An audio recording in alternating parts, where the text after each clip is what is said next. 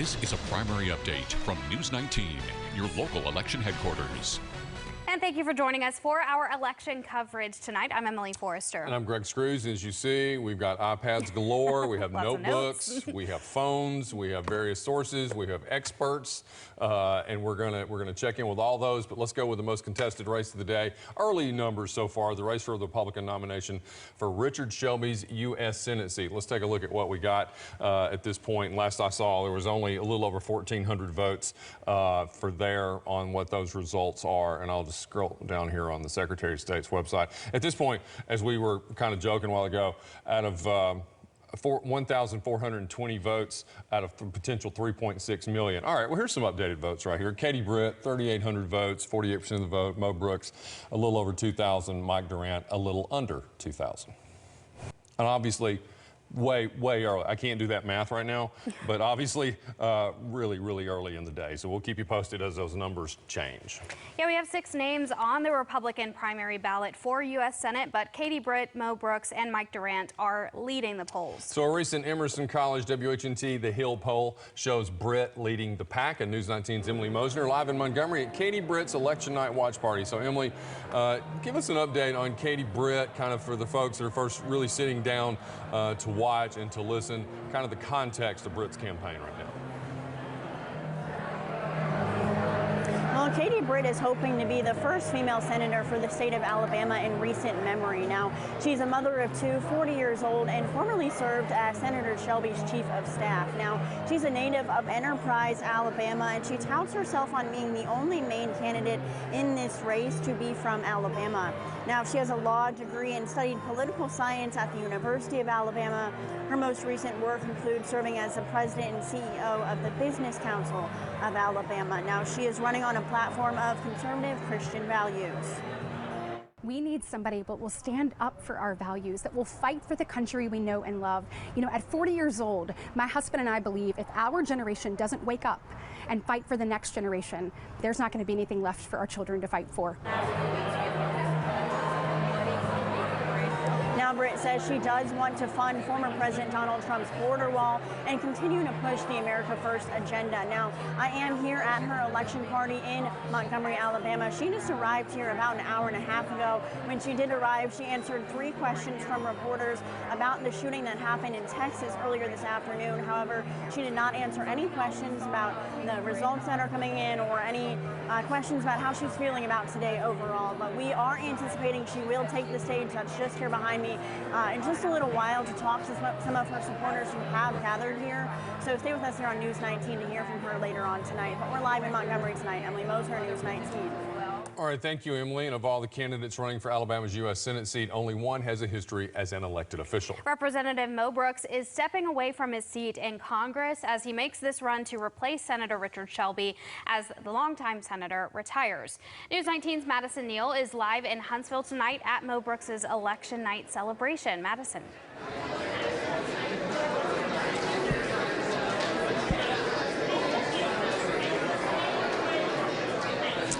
That's right. People are gathering here in the room behind me. I don't know if you can hear the chattering, but the room has started to fill up. People here waiting to support Representative Mo Brooks. Now, he's been elected to Congress 6 different times, but this all started back in 1982 when he started serving on the Alabama State Legislature. He's also served on the Madison County Commission, and now he's hoping to move over to serve in the U.S. Senate. A little bit of history about Mo Brooks. He grew up in Huntsville and graduated from Grissom High School in 1972. He graduated from Duke University 3 years later with a double major in political science and economics. In 1978, he graduated from the University of Alabama Law School. After graduation, Mo Brooks worked as a prosecutor in the Tuscaloosa District Attorney's Office. Brooks was first elected to public office as a member of the Alabama House of Representatives in 1982.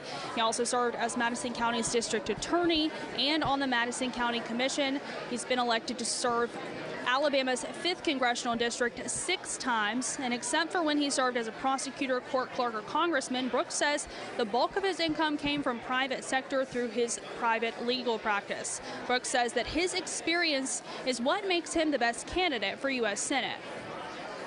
Yeah, in this race, the choices are very, very clear, and I think most voters are figuring it out. If you want a John McCain style of Republican, well, then Mike Durant is probably your best choice. If you want a Mitch McConnell establishment wing of the party, special interest group, open borders, cheap foreign labor type of Republican, and there are voters who want that, then Katie Britt is your choice. But if you want the MAGA principled conservative, well, I'm the only conservative in this race. The Huntsville Botanical.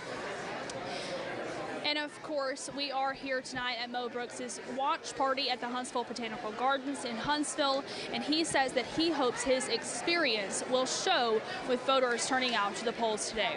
Reporting live tonight in Huntsville, Madison Neal, News 19. All right, thank you, Madison. Now, compared to other candidates in the field, Republican U.S. Senate candidate Mike Durant is a political newcomer. His military history, his military background is well known, his businesses here in Huntsville, and now he's stepping into the political arena. News 19's Kayla Smith live at the Durant election party that is here in Huntsville with more. Kayla? That's right. I'm here at Durant's election night watch party where Mike Durant himself just arrived. And though he has no previous experience in politics, Durant says from national defense to industry right here in Alabama, his background has set him up to serve as senator. Durant is a 22-year U.S. Army veteran. When he announced his candidacy back in October of last year, Durant was best known for his time spent as a Black Hawk pilot. In 1993, during Operation Gothic Serpent, his Black Hawk helicopter was hit by an RPG over Somalia. He spent 11 days as a prisoner of war. Durant later retired from the military, and he and his family moved to Huntsville, where he started Pinnacle Solutions, an aerospace and defense company. Our military obviously is critical for the nation, but it's also critical for Alabama because it's a huge part of our economy here. Whether it's, Mobile or Montgomery or Redstone Arsenal right here in Huntsville, an understanding of how that all works and what the priorities are and truly understanding them, I think is critical to this role. Election results so far have shown Mike Durant trading off spots with Representative Mo Brooks. They're trading off for that second and third spot right now.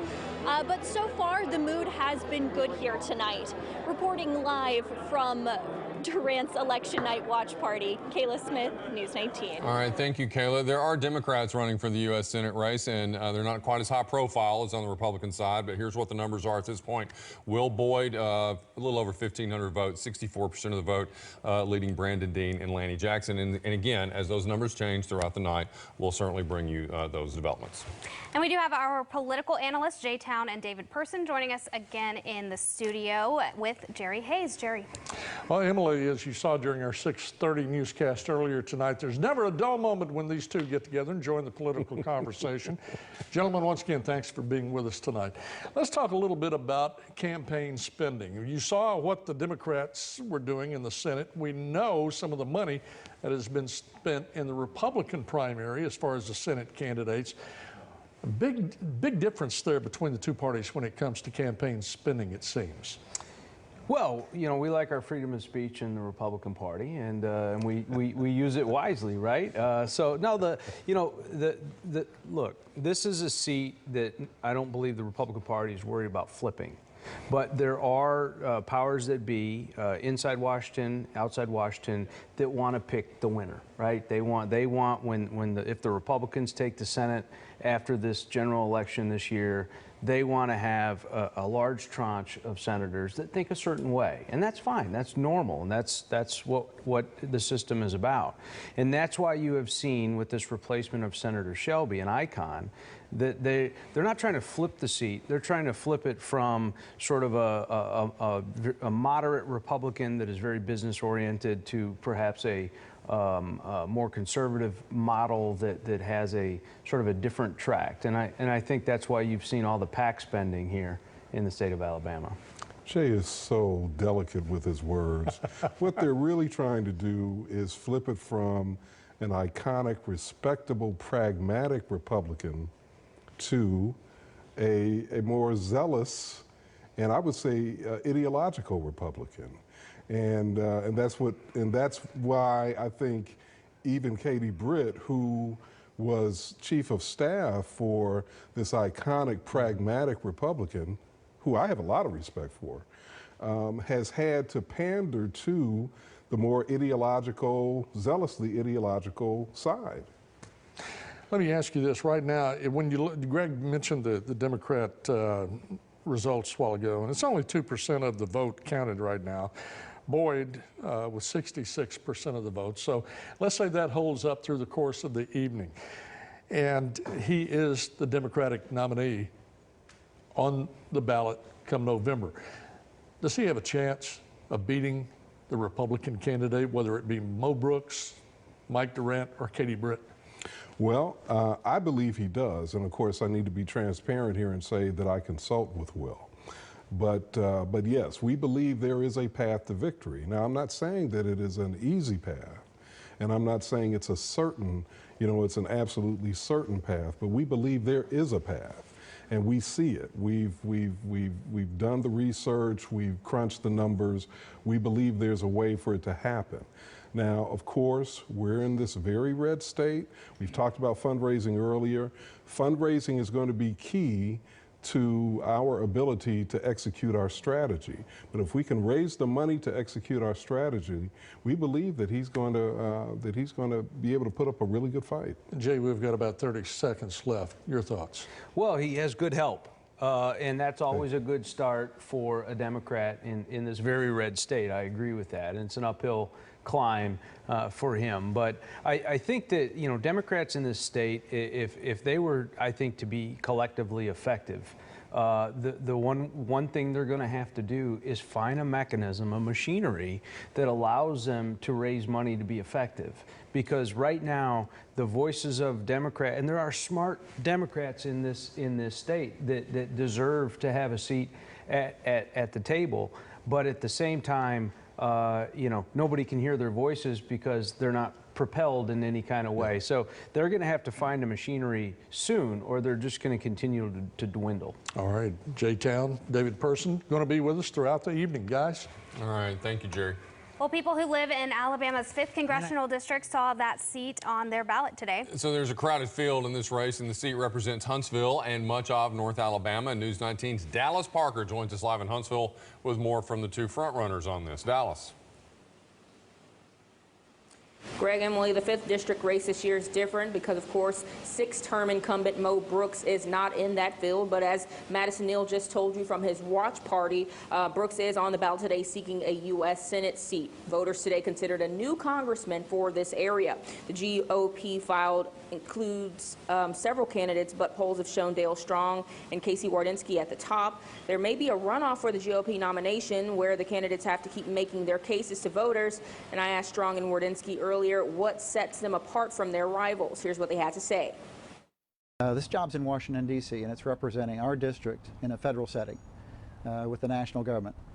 I've got a ton of experience doing that. I was the Army's chief economist for 15 years, so I worked at the top of the nation's government, helping allocate resources, build the Army's budget, work with senior leaders in Congress and in Department of Defense, and across other agencies from Homeland Security to Department of Education. I was school superintendent here for 5 years, turned this system around from one that was under state control, $19 million in deficit, to one that was surplus and growing in terms of student achievement. My proven record, I think people look at that. When I was elected chairman of Madison County, we had an 8.2% unemployment rate. Madison County was in financial ruins. We brought a lot of people together, and you look at where we are. Just this last week, Huntsville was recognized as the #1 place to live in the United States. That's from a lot of hard work, working with Mayor Battle, Mayor Finley, and then working with our adjoining counties because our labor shed for Redstone Arsenal comes from 17 counties in North Alabama and Southern Tennessee. So those are the things that are critical, but we've got to make sure that we're perfectly positioned, not only for today, but also for the days ahead. Now, we're still waiting on results to come in from many of these races. Of course, stick with News 19 for extensive election result coverage coming up on News 19 at 9 and 10. For now, live in Huntsville, Dallas Parker, News 19.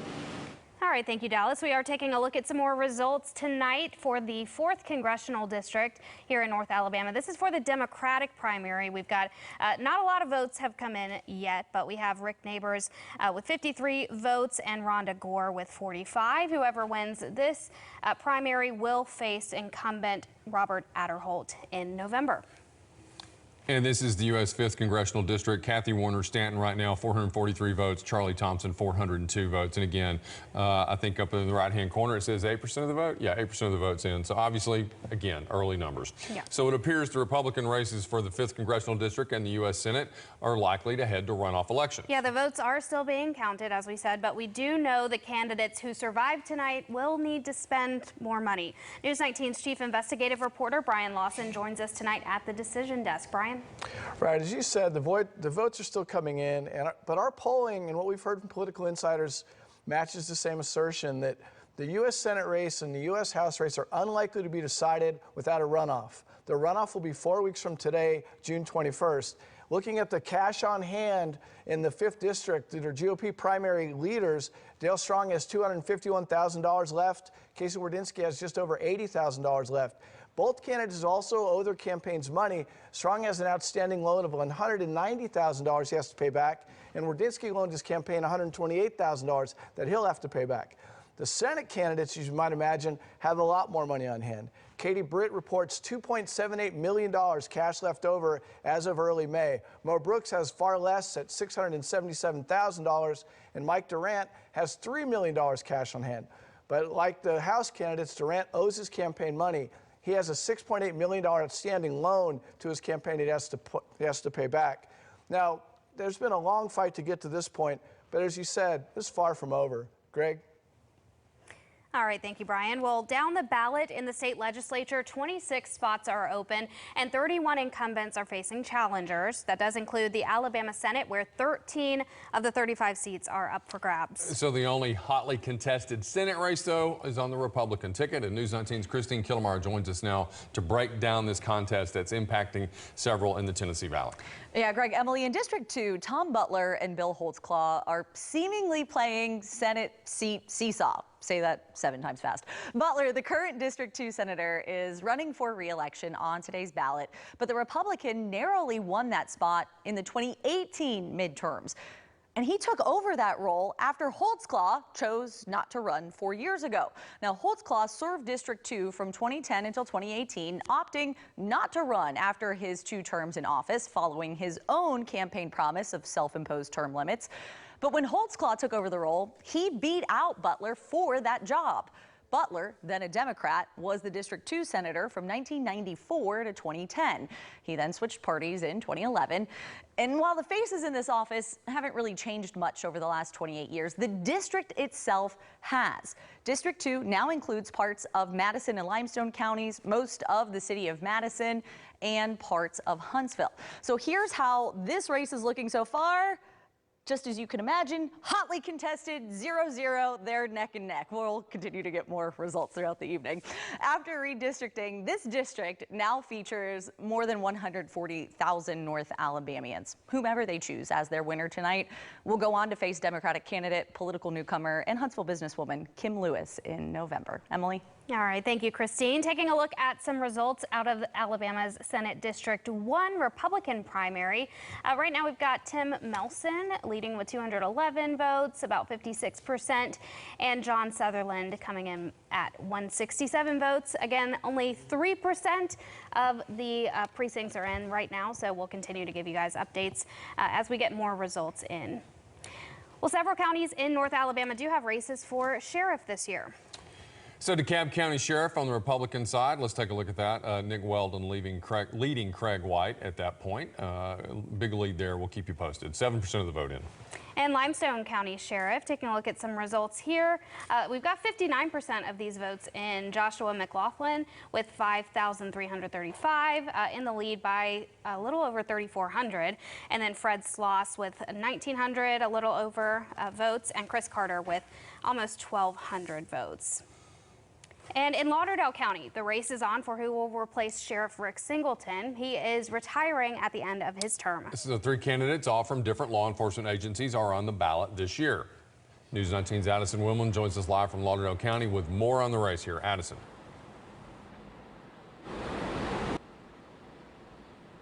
Three candidates are running for Lauderdale County Sheriff to replace Rick Singleton, who is not running for re-election this year. And all three candidates are Republican, so barring a runoff, we could see a decision made here tonight. The first candidate, Joe Hamilton, says that he has 20 years of experience working with the sheriff's office and has served as lieutenant deputy under current sheriff Rick Singleton. He says that he wants to crack down on child exploitation by heavily enforcing child protection laws and educating children in the county. The second candidate is Randall McCrary, a former Rogersville police officer with 17 years of law enforcement experience. If elected, he hopes to perform a thorough survey of the Lauderdale County Jail and make changes to their protocols and procedures. Here's what each of those candidates had to say about facing the issue of illegal drugs in the county. We'll have a high priority on our drug enforcement, making sure that our drug task force is well funded and has the necessary manpower to perform their duties.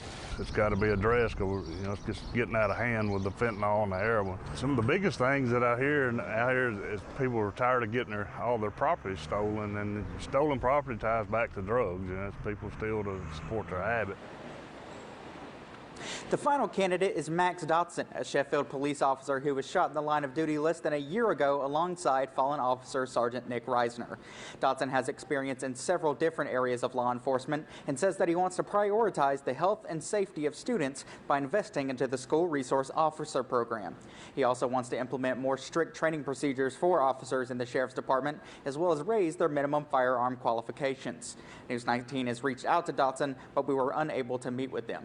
Now, obviously, it is very early in this race, but so far, Joe Hamilton has jumped out to an early lead with about 63% of the vote, followed by Randall McCrary with about 23%, and then Max Dotson sitting at just under 14%. I'll continue to provide updates and more information throughout the evening. For now, though, live in Lauderdale County, Addison Willman, News 19.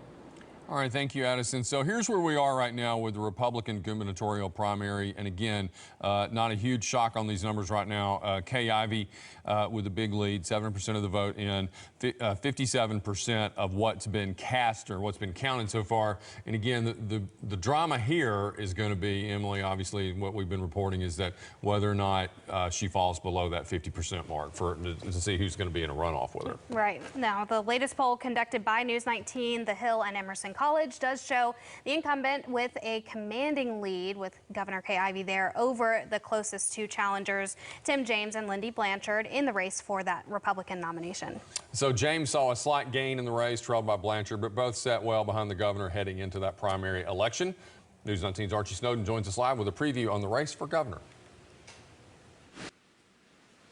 Okay, thank you, Greg. In that latest poll, Governor Ivey is running about 46% among Republican voters, and that did not include those undecided voters that are so much more important in this race. And of course, 50% is the magical number that is needed to be reached to avoid that runoff for the seat. And even with the commanding numbers, Ivey's polling numbers fell 2 percentage points since that poll in March.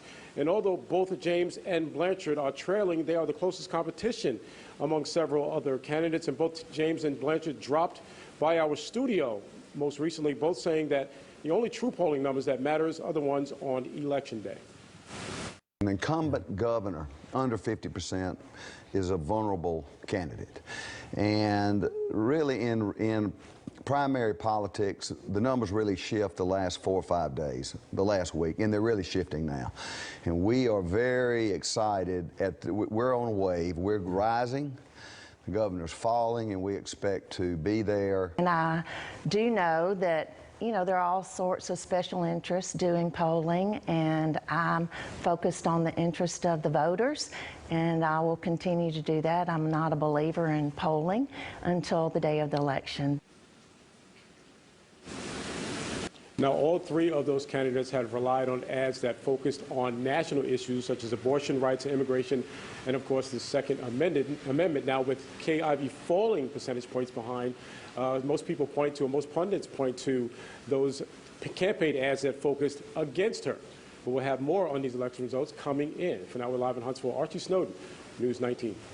Thank you, Archie. And as far as who the Republican nominee will face on the ballot in November for the governor's race, we're taking a look at some results. 8% of the precincts reporting tonight, but right now, Yolanda Flowers has 40%, Malika Sanders Fortier has 26%, and Patricia Jamieson with 13%. So those votes still coming in, but that's the latest. Now we want to check back in with Jerry Hayes and our studio guest tonight. That's right. Jay Town and David Person here joining Jerry with the overhead view here of the elections, primary election, so to speak.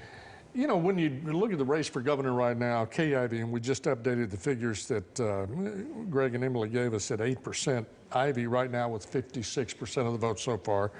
And Yolanda Flowers on the Democratic side with 40%. So at this point, there would be a runoff coming up on June 21st with the top two Democratic candidates.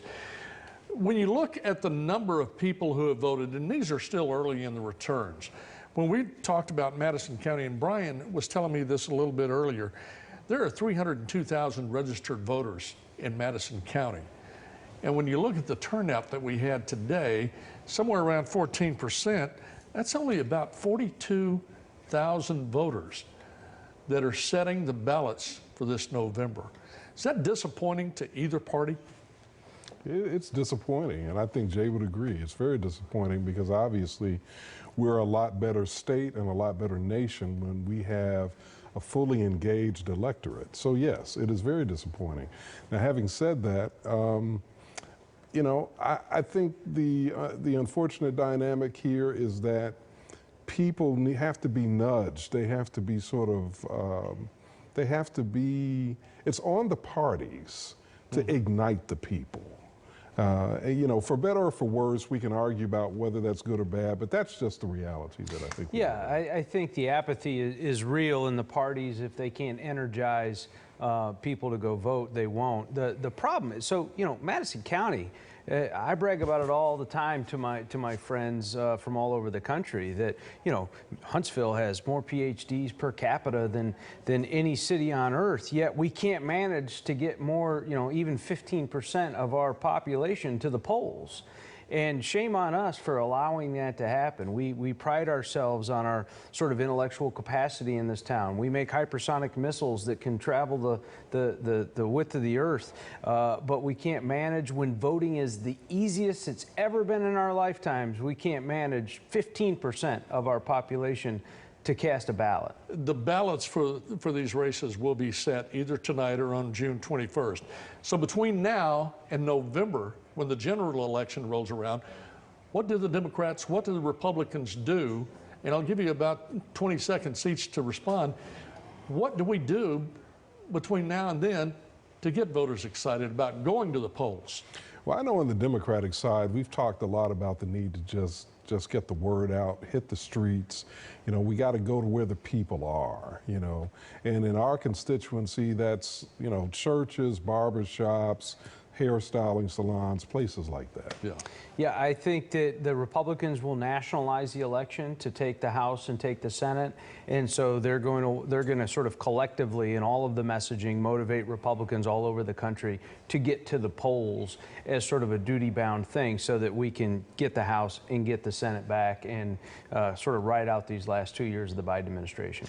Not a lot of people taking advantage of the right to be able to do that today. It's a shame. Yeah. All right. Jay Town, David Person, they're going to be with us throughout the evening. Emily, Greg? All right, thank you, sir. And certainly just underline the point that Jay and David are making. I mean, there are people on this planet that don't get to do this, and we have to talk people into it. Yeah. So anyway, I'm through. I'm off my soapbox. Guys, how was that? I'm off my soapbox. Okay. That was their Very job, good. but all right.